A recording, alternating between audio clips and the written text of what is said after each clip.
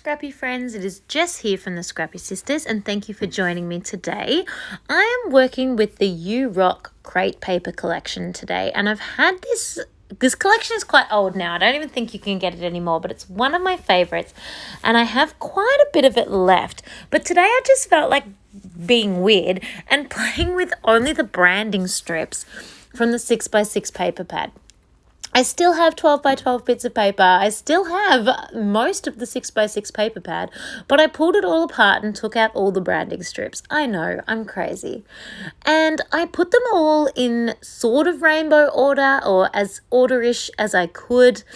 And I am just layering them all on top of each other and creating this kind of stripy effect down the middle of the page. And just adding them all on, basically. Obviously, there's some holes in them because that's how this paper pad came, but I'm not even letting that worry me.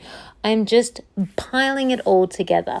Mostly, you don't even notice those holes. The one at the very bottom you can sort of see because there's nothing covering it, but most of the others you don't even really notice.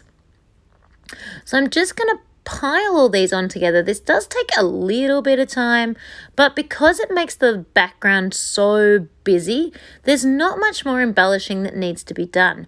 Now, I ummed and ahed whether to have it going lightest to darkest or darkest to lightest. And I had this internal struggle because I felt like lightest to darkest, which is what I'm doing right now, having the darkest at the bottom and the lightest at the top, is what is going to work best. But I had this large yellow chipboard ruler that was part of the chipboard sheet. And I still use it and I still put it on the page, so you will see it later, so keep a lookout for when it comes up. That when I went with lightest at the bottom and darkest at the top, the placement of the chipboard ruler was in the exact perfect position to line up with yellow in general in this background. Whereas now it's the wrong way and it doesn't line up with the yellow, so it just kind of stands out like a sore thumb that I've put this gigantic chipboard ruler in the middle of the page. But hopefully you can see that when it comes around. Something else I do want to mention while I am busy popping all of these down, I am sort of getting close to the end now, that I actually didn't space them right, and I end up with a really large gap at the top of the page and a much smaller gap at the bottom of the page, and I personally cannot deal with that. My anal retentive, I guess, cannot cope with the fact that there's like an inch at the bottom of the page and there's like 3 inches at the top of the page. So what I actually end up doing is, once it is dry, I cut it off this piece of paper.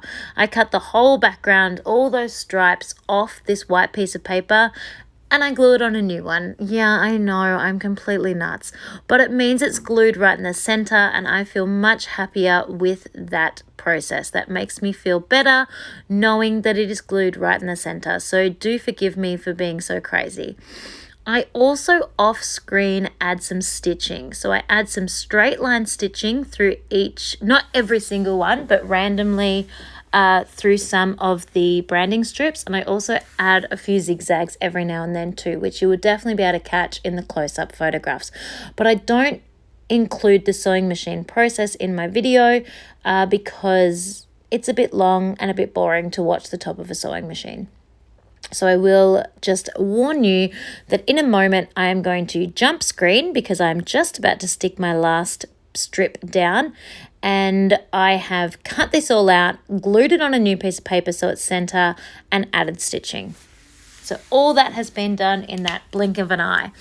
So now I am up to creating the actual layout. So I'm sticking my photos up on foam, and there are 2 photos of my gorgeous boys. We're visiting Auntie Katie.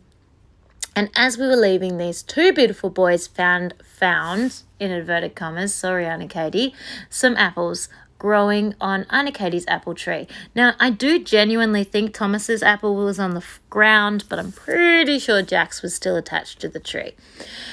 Now, I told the boys, A, you don't pick them, they're not ready yet, and B, we don't eat them, they're not ready yet, but Jack was insistent that he was going to give one a try. Now, I warned him not to, it might give him a tummy ache, it's going to be a bit yucky, it's not quite ready, but he was determined to eat it, so he did. And then the gorgeous boy looks at me and goes, "Why does it taste like a lemon?" "That's because it's a bit sour." Sorry, darling. And of course, we didn't last very long eating too much of this apple, but he looked super cute and super proud of himself anyway. So, did you pick up on that big giant yellow ruler? It's totally fine where it is. There's no big drama. But if this was around the other way with the light colours at the bottom and the dark colours at the top, the yellow ruler would have been in the perfect position for the yellow stripes. And I did actually try putting the yellow ruler above Jack and Tom's head, but it just kind of sat funny for me. I really rathered the feel of it as like an anchor to the photographs with the title underneath. So anyway, it's fine. Now this title, My Boys, I have been holding on to this for at least 5 years, I think.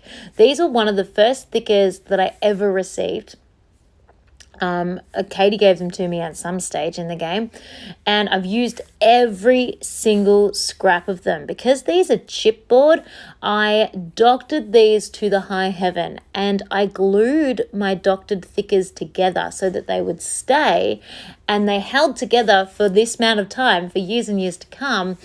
And I've had them in a little plastic baggie with a title written on them as to what they were, and I've just never used them. Forget about things all the time. So I was determined to put these onto a layout. So this title is My Boys, because I'm super proud to have officially killed this packet of stickers. So I don't do too much embellishing on this layout. I feel like there's a lot going on with just that busy background and all those different papers. So I do put these two little boy chipboard pieces because I love them, and I had always imagined using them together as a pair because, they're my brothers, they're my boys. So while I had the title My Boys, I thought this was the perfect time to put these two chipboards on together. And then basically this layout is done. So I will get some splatters. I'm going to use Heidi Swap Color Shine in Navy, and I'm going to splatter that on. I just love the sparkle that this navy has. It is such a gorgeous color. In the bottle, it almost looks black, but once you splatter it onto your page and let it dry, it is just a beautiful, beautiful color. So I'm splatting that on in navy, and then I'm also going to use the Heidi Swap Color Shine in black, and I'm going to splatter that on as well. And then we're calling this one complete. So I've got some close-up photos for you here where you will be able to catch that stitching as well. And because I cut out my background, it's also got a little bit of curl and a little bit of flick and dimension to it as well, which I actually really like. I think that was an added secret bonus to having cut it out. So yay for that. So thank you so much for watching this process video. I hope I have inspired you to dig out some branding strips and use up some of that stash. Thank you so much, everyone, and I will see you all next time.